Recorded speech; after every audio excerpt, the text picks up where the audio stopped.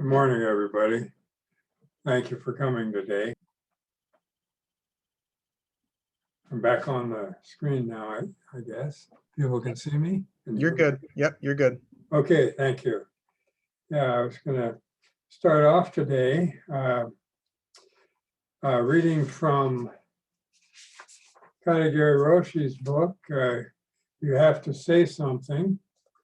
I think many of you are familiar with this book. I was going to read some of that before I went on to discuss our practice. The Buddha and other great teachers have always pointed to the reality that is here before we get caught up in conceptualization. We have to realize this reality and understand it as it is. Conceptualization is important, of course. It is a kind of blueprint or conceptual model of reality that we draw upon. We can't live without a blueprint or conceptual model, but neither can we live inside a blueprint. We become onlookers in the world of concepts. We look and think and imagine, and though we study our blueprints, we don't understand just what it is that we are imagining. We get caught up in our conceptual models and believe that the reality we're living in it corresponds to our conceptual models of what it is. And we overlook the actual direct experience of our life. This is a big problem for us. We're caught up in our concepts. And although concepts are very helpful for us, they're not something to throw away. Still, we have to try and see when we're caught by our concepts and when we're ignoring our actual direct experience. Katagiri Roshi goes on to say, when you burn paper, you probably think of the paper as something other than the fire. This is the world of conceptualization. But actually, there is no separation. Paper is fire, fire is paper. But even saying, in quotes, paper is fire, fire is paper, end quote, is dualistic. It's dualistic because it's still a conceptual model of how things are. It's not wrong, but it's we usually get caught by our conceptual models and one-sidedly believe that's how things are, and we overlook the actual direct experience of what our life is. Katagiri Roshi goes on to say, if I talk of my death, I can't explain the reality of it in words. Why? Because first I have to say the subject, I. Next comes the verb, die. First there's me, who isn't death, and then comes, in quotes, dies. It's very dualistic. In reality, things are not separate in the way they are in language. The paper is fire. I am life. I am death. There is no gap between them. But we get used to understanding the world through the concepts we use to describe it. This is why no matter how long we discuss this problem, we don't get it. We have to just see it. We have to directly experience this reality that we're living rather than just relying on our concepts to explain it and describe it to us. We have to directly see it and live this directly experienced reality. Without concepts are very helpful, helping us to function in a seemingly dualistic reality, but we have to go beyond just our conceptual understanding and realize our actual life that's being directly experienced moment by moment. The Zen monk Gasan was asked by his teacher, Keizan Zenji. He asked his teacher, Keizan, do you know there are two moons? The monk Gasan was asked by his teacher, Keizan Zenji, do you know there are two moons? Gasan didn't understand, but he contemplated this statement for 3 years. Gasan's practice was very serious and very deep, and eventually he understood Master Keizan's point. If we see the moon in the sky, we would say it is just one moon. But this is just our common understanding, the understanding of our conceptual mind. It is not really directly seen. When we conceptualize, we always bring ourselves up first. When we say, I see the moon, there is some separation, some duality. But in reality, you and the moon are merged completely. Our practice is to see this reality in which there is no separation between you and the moon. Beyond our likes and dislikes, something is constantly happening. Beyond all human criticism and evaluation, life goes on. And in reality, your life is always being supported by all beings. This is why the teacher Keizan told Gasan that there are two moons. There is the moon we conceptualize, and there is the moon as it is, completely interfused with all beings. If I see the moon, I am the moon. Conceptually, we believe there is one moon. And of course, conventionally speaking, it is so.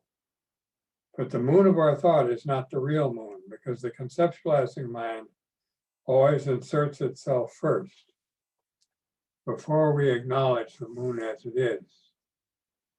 But beyond mundane thoughts and speculations, you and the moon are wondrously interfused. This is true reality. This is not an idea. It is inconceivable. It is where you and the moon are interidentical. This is our life. Our practice is to live this life. And I'd like to say a little bit about this practice.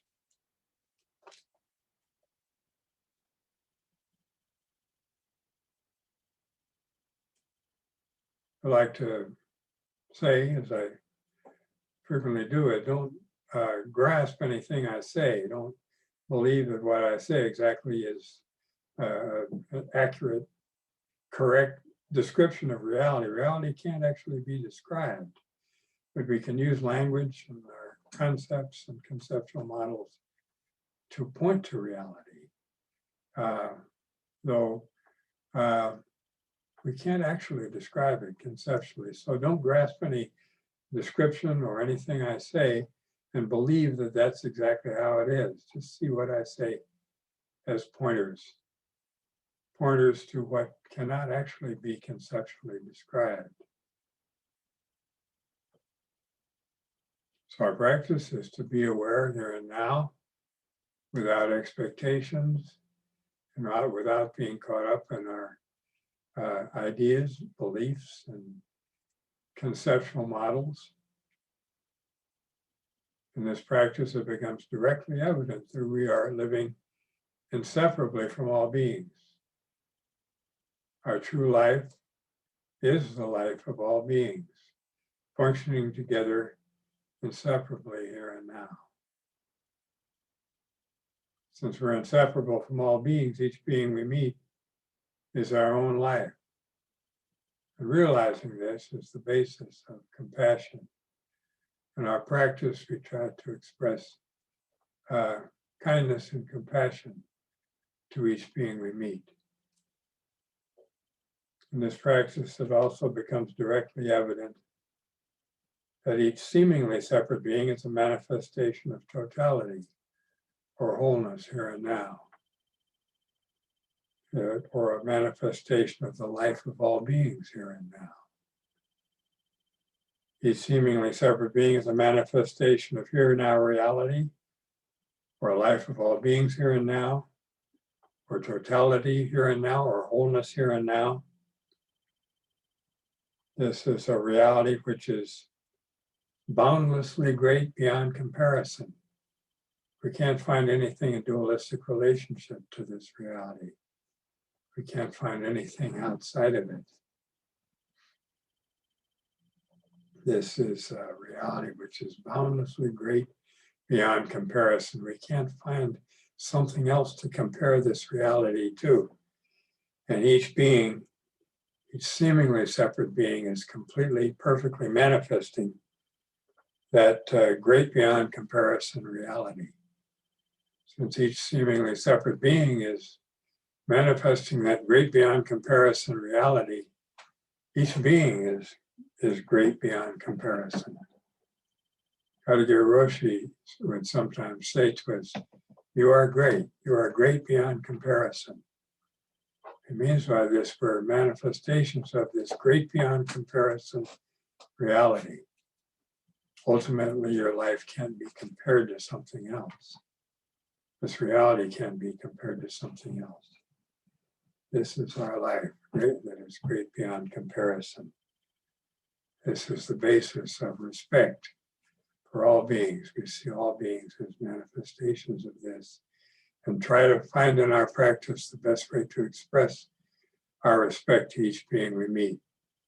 Try to deal with the beings we meet with kindness, compassion, and respect.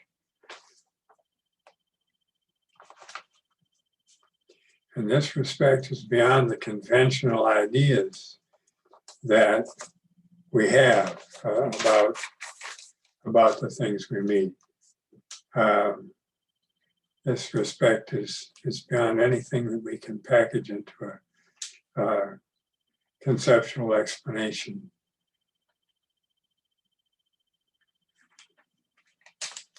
So each seemingly separate being is manifesting totality here and now, or life of all beings here and now in its own unique way. In our practice of awareness here and now, we try to find the best way to take care of each seemingly separate, uniquely manifesting being that we meet here and now. And in our everyday life, each being we meet is a unique manifestation. We are unique manifestations of this reality. We can't come up with rules about how to take care of the beings we meet or how to take care of our life. We try to find the best way to take care of ourselves and others in this practice of being aware here and now, without being caught up in our expectations, without being caught up in our one-sided ideas, beliefs, and conceptual models. It's in this practice of awareness and awakeness that we find the best way to take care of the beings that are manifesting now and to take care of our own life in the best way here and now. This practice helps all beings and helps all beings to help us. This practice is to fully live the life of all beings here and now, in which all beings are functioning inseparably and mutually influencing and assisting each other. The life of all beings, or here now reality, or totality, or wholeness, functions and manifests itself in such a way as to bring about the appearance of separation of self and other.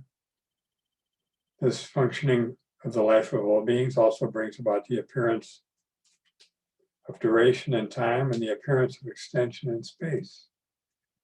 There seems to be a self separate from others, and a here separate from a there, and now separate from a then. This is how reality appears to us. There seem to be separate beings who persist through time, move through space, and interact with other separate beings to cause other separate things to appear. This appears to be a reality of separation and division. And we don't ignore these appearances. We try to function in reality in which it appears to be this way. But we need to realize what the actual direct experience is. With wholehearted awareness here and now, which is carried out in Zen practice that can be directly realized, but ultimately separation of self and others, duration in time, and extension in space cannot be found. The appearance of separation of self and others, the appearance of duration in time, and the appearance of extension in space are empty, illusory manifestations of totality here and now, or life of all beings here and now. These are empty, illusory manifestations of here and now reality. But we don't ignore these appearances. Reality, the reality that we're living, functions and manifests to bring about these appearances of division and separation. We don't ignore them. We try to function in this reality where this seems to be the case. Our true life, the life of all beings, here now reality, functions to manifest as all these seemingly separate things, situations. Conventionally speaking, there seem to be separate beings, times, places, situations, activities, emotions, thoughts, desires, memories, and events to which names, labels, ideas, personal pronouns, and conceptual categories can be applied. We see all these different things in our life. Reality manifests with that appearance. In accordance with how things appear to be and in accordance with conventional speech, we use names, labels, ideas, personal pronouns, and conceptual categories to help us function in this reality, which seems to be dualistically structured. We don't throw out our conceptual models, but we try not to be caught by them.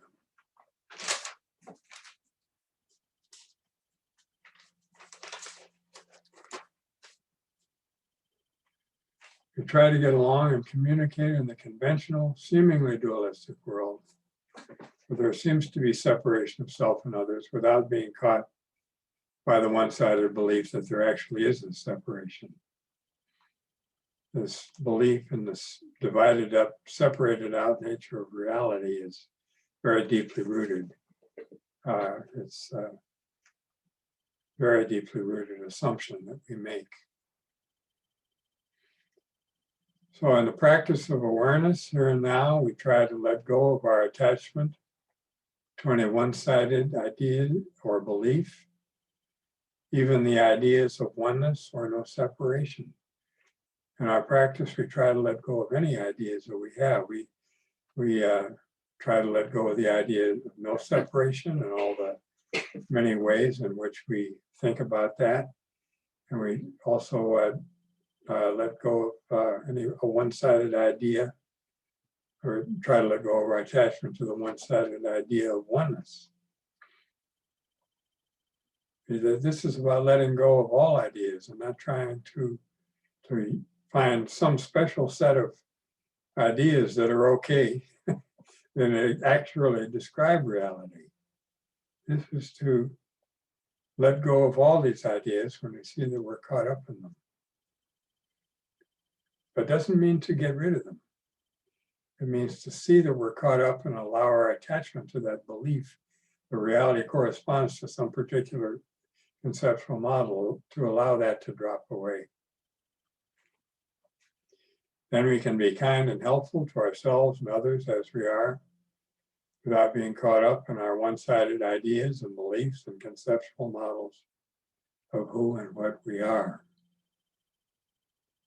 We can help all the seemingly separate beings without being caught by the one-sided belief that they actually are separate beings.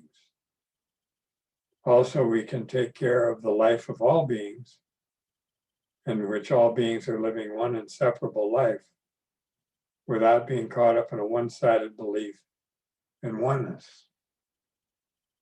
Also, we can use ideas, concepts, and conceptual abstractions without being caught by the belief that here now reality or life of all beings exactly corresponds to these conceptual abstractions. Ideas, concepts, words can't exactly describe reality, but they can be very helpful as pointers.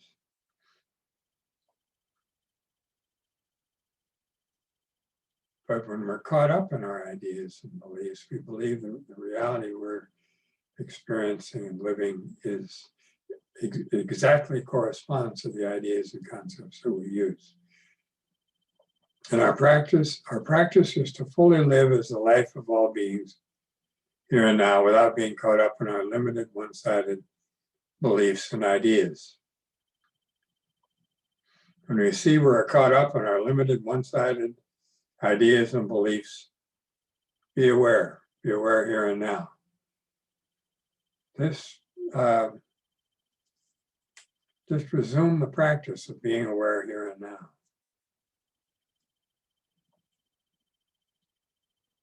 In this practice of awareness, our attachments, in the practice of being aware here and now, we allow our attachments to these ideas and beliefs to naturally drop away by themselves. We don't try and forcefully get rid of them. We just see that we're caught up, let go of that, and resume the practice of being aware here and now. Just being aware here and now for the sake of being aware here and now. Not being aware because you expect to get something out of doing that. Just be aware here and now for the sake of being aware here and now.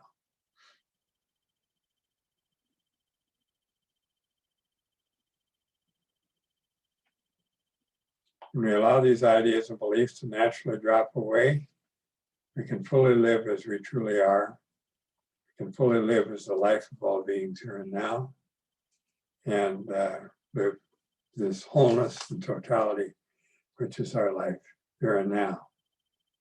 So our practice is to see and let go of how the life of all beings, which is our true life, the reality of here and now, to see and let go of how this reality is ignored and fully live the life of all beings. Fully live as we truly are. This practice helps all beings and helps all beings to help us. This practice is to fully participate in our life as it is, beyond our limited ideas about what it is. This is to fully participate in this reality in which all beings are mutually assisting each other. This is the practice. This is the practice we do.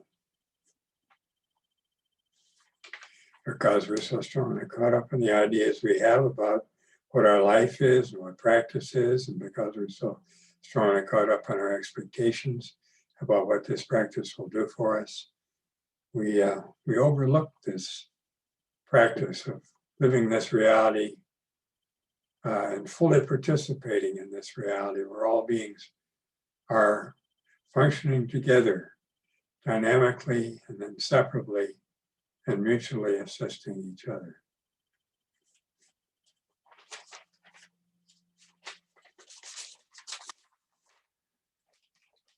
So, as I've been saying, practice is to be aware here and now without expectations and without being caught up in our limited one-sided ideas and beliefs.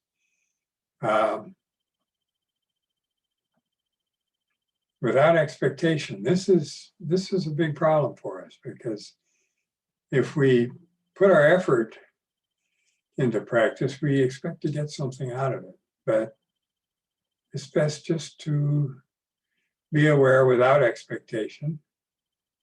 Because really, eventually it becomes evident that there's nothing to expect outside of here now reality. Here now reality is all there is. There's nothing in addition to here now reality that we can expect to get.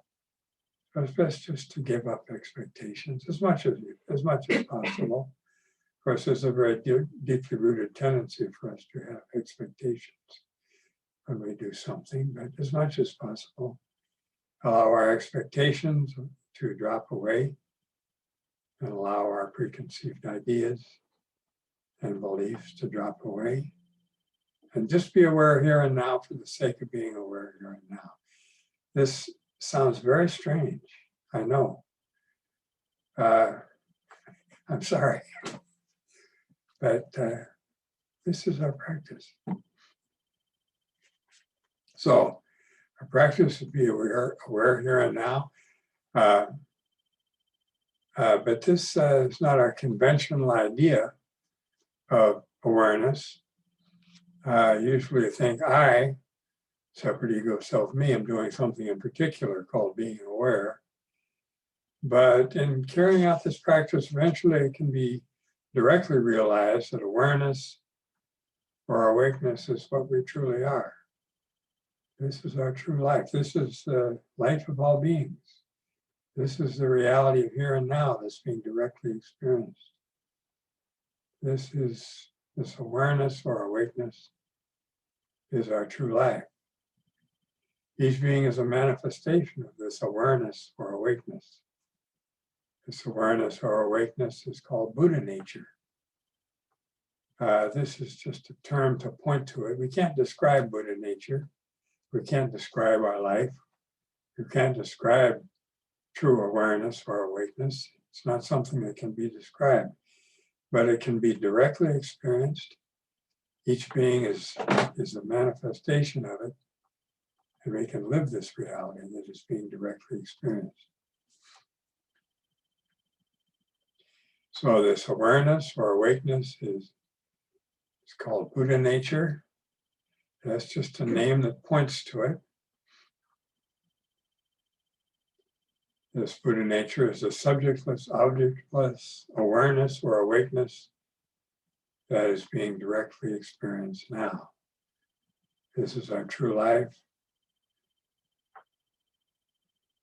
Katagiri Roshi and also the Zen teacher Suzuki Roshi used to say, "You are Buddha. All beings are Buddha." All beings are Buddha, and you are Buddha in the sense that you and all beings are manifestations of Buddha nature. You and all beings are manifestations of this awareness or awakeness. So ultimately, practice is not a means to become an awakened person or a Buddha. Practice is to be the awareness or awakeness or Buddha that you are right now, and to respect each being as Buddha. This is our actual situation. This doesn't mean to grasp the idea, I am Buddha, all beings are Buddha, my life is a manifestation of Buddha nature. It's not to grasp these ideas. It's just to realize directly what our actual experience is without trying to see it objectively or understand it conceptually. And I know that doesn't make sense when you first hear it. But our practice is just be aware of this here now reality and live that reality. This reality is being lived with all beings. So our practice is to see and let go of how Buddha nature or awareness or awakeness is ignored and fully live the awareness that is what we truly are. And I don't want to give people the idea to grasp what I truly am as awareness or awakeness or Buddha nature. I don't want to give the people ideas to grasp. Just see when you are grasping something, trying to believe something in particular, and allow that to drop away and let yourself directly experience what is being directly experienced now. Let ourselves realize our life as it is, not as we believe it to be or think it to be or imagine it to be.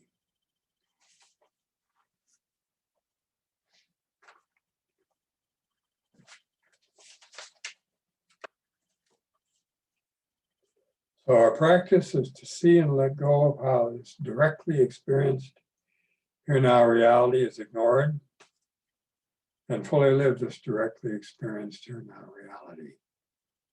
Fully live this Buddha nature fully live this life of all beings. Fully live this reality that's being directly experienced now. We need to see how we ignore this reality. As I've been saying over and over again, we ignore it by getting caught up in believing that reality corresponds to the ideas and beliefs and conceptual models that we have about it. And we have very strong attachment to these ideas and beliefs. We need to see that we're caught up in our ideas and beliefs and just let go and resume the practice of being aware here and now for the sake of being aware here and now, without expectation of getting some reward for it. And without the belief that this reality can be seen objectively or understood conceptually.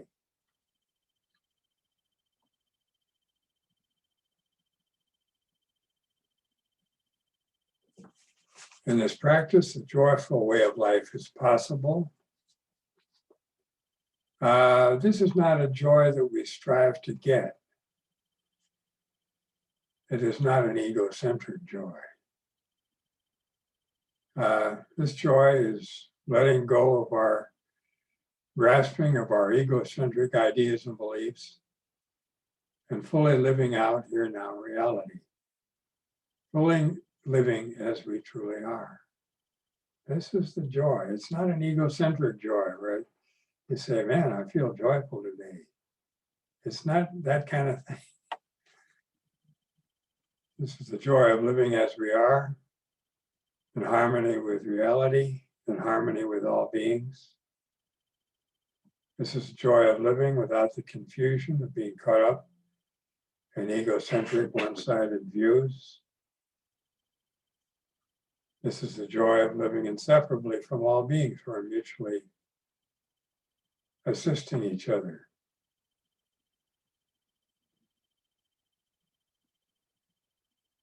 This is the joy of having the opportunity in each moment to express our gratitude to all beings.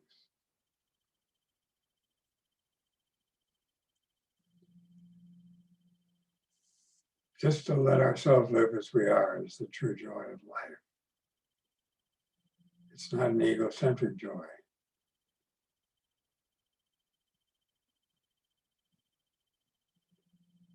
But it is to live our life as it is, beyond our ideas about what it is.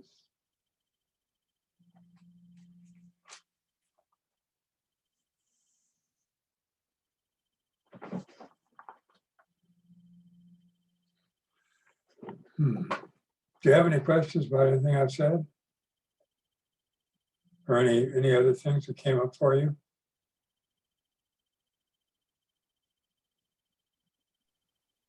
Go ahead, Jeff.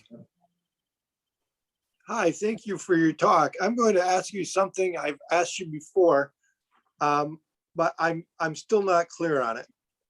So we have beings assisting each other. What I have trouble with is seeing how a wolf attacking a wounded deer, killing it and eating it is assisting it. Well, it's in the wolf's wholeheartedly doing that. The wolf is participating in reality for all beings, not just the deer, not just the wolf. All beings are functioning together inseparably. This is a reality that becomes evident in the practice of being aware here and now. It doesn't make sense because we so strongly believe that there is a separate wolf and there's a separate deer, and the wolf is doing something to hurt the deer.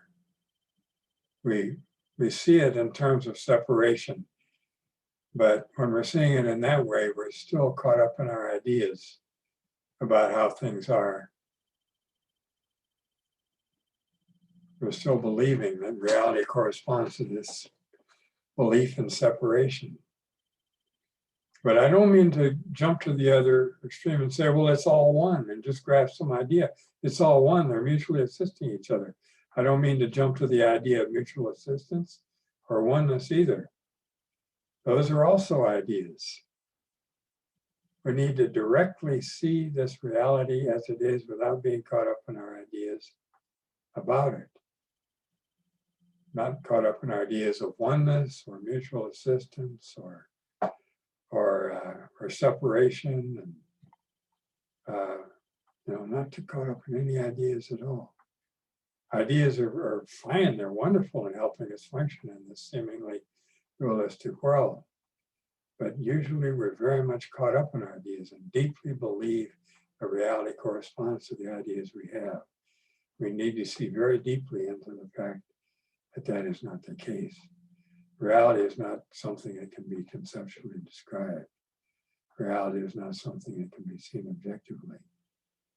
But this reality we're living is a reality that is being directly experienced, not conceptually or objectively experienced, but directly experienced. You need to see that, live that direct experience, and realize what's going on there. Not in terms of pinning down the details of what's happening there, but seeing that this life of all beings is going on, not just between the wolf and the deer, but everything in the whole universe is functioning together unhinderedly, inseparably. This can be directly realized. It can't be understood conceptually or seen objectively, but it can be directly realized. It's being directly experienced right now, this reality. We need to let ourselves see that. But our tendency to be caught up in our ideas is very powerful. And we need to see when we are caught up in our ideas and allow that to drop away. But not throw away ideas either. Ideas are very wonderful, helping us function in what seems to be a dualistically structured reality. It's very helpful in pointing out nature of reality. Ideas are very helpful. But we believe in them too much. We believe that reality exactly corresponds to them. And it does not. I don't know if I've made that any clearer. Maybe not. Yeah, you've helped a lot. Okay, one more question on that regard. How do you deal with the wounded deer's fear? The wounded deer's fear? Fear of the wolf, yeah. That's part of the reality that's being lived. That's part, everything is going on there. There's nothing omitted from that reality. It's not, when you say, how do you deal with it? How do you overcome it? Oh, no, I was just meaning by how do you deal, how do you, how would you think this through and express it in the terms in which you were talking about the whole thing? That's what I was asking. Yeah. Yeah, it's, you don't try and figure it out. You don't try and analyze it or figure it out. It can't be figured out. It can't be understood by taking various elements of the situation and trying to analyze them. And it's something beyond that. We have to see when we're caught up and when this dynamically functioning, interdependent reality, we have to see when that's being ignored and to let ourselves see what the actual situation is. Though it appears to be a situation where a wolf is eating a deer. We don't ignore that appearance. We try to take care of that situation as well as we can. How do you do that? You can't come up with a rule for it. We try to take care of the deer as well as we can. We try to take care of the wolf as well as we can. The best way to take care of it is to fully live this life. But maybe there's something we could do. it's in this practice of awareness here and now where we find a way. Maybe we can help this, this situation where someone is suffering greatly. You have to go case by case. How do we take care of the life of the deer? How do we take care of the life of the wolf? We have to find that in each situation. I can't give you an answer. We have each one of us in our own direct here now experience has to find this for ourselves. And I realize I haven't explained this. It can't be explained. It has to be directly experienced and directly lived and taken care of appropriately. And I can't give you a definition of what the appropriate way to take care of it is. It's not something that can be defined, but it is something that can be directly realized and lived and can be found in our directly experienced situation. I'm trying to help people realize their direct experience and try and help people realize how they ignore their direct experience by getting caught up in their ideas and beliefs about it. That's what I'm trying to do today. And I realize it doesn't answer the question you've raised. But I can't answer it. That has to be, it has to be directly experienced. Each person has to directly experience this. Each being has to directly experience this and take care of it appropriately in terms of that situation as it's manifesting here and now.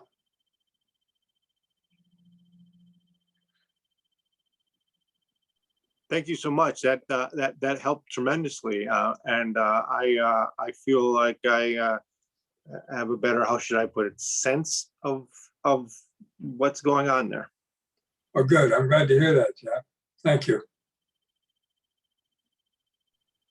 Go for it, Ken. Hi, Ken.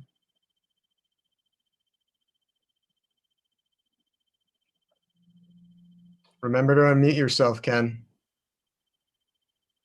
Hi, Ken.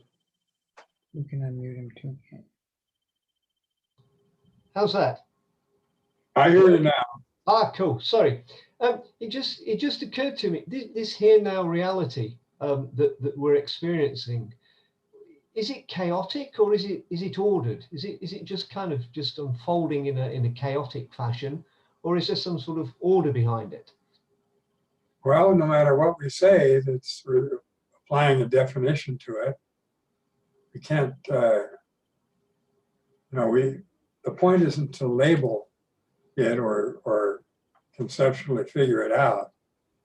But what we're trying to do is directly realize this reality and live this reality without being caught up in our ideas and beliefs. It's not to try and put a label on it saying it's this way or that way.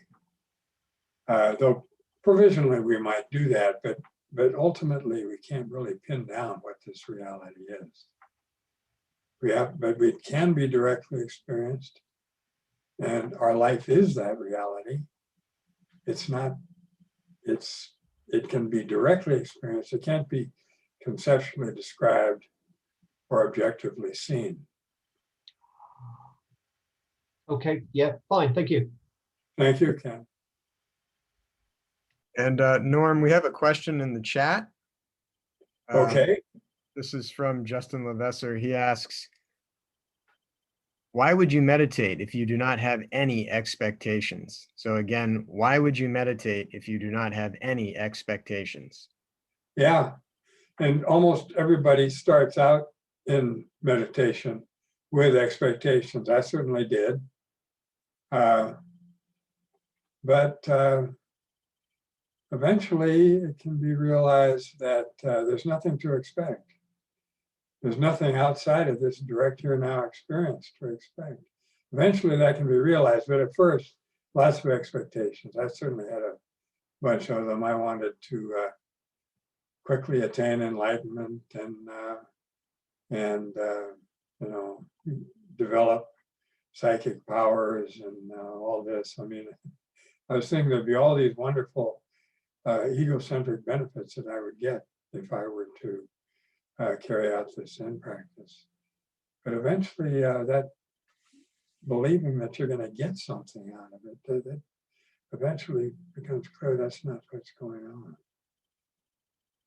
It's already, everything is already right here. We're not lacking anything. We don't need to be fantasizing about wonderful states of mind that we'll get. Everything is already right here. We just need to let ourselves see that. And eventually in this practice of awareness, it eventually becomes clear that that's the way it is.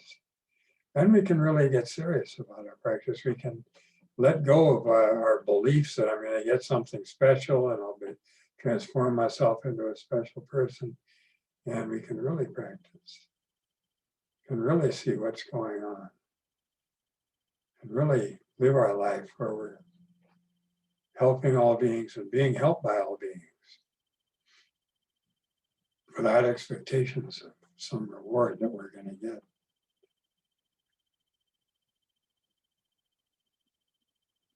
But it's almost everybody starts out with expectations. I'm going to get something wonderful out of this. It's the usual way people start. But eventually, and I don't say how long eventually is, eventually it can be seen there's nothing to get outside of here now reality. So practice is to live that reality without expecting to get something in addition to that. Just live that here now reality. Everything is already there. You're not lacking anything. Everything is here now. And eventually it becomes directly evident. It doesn't become objectively evident or conceptually evident, but directly evident. It can be directly experienced. All right then. Well, if there are no more questions, well, thank you all for coming today.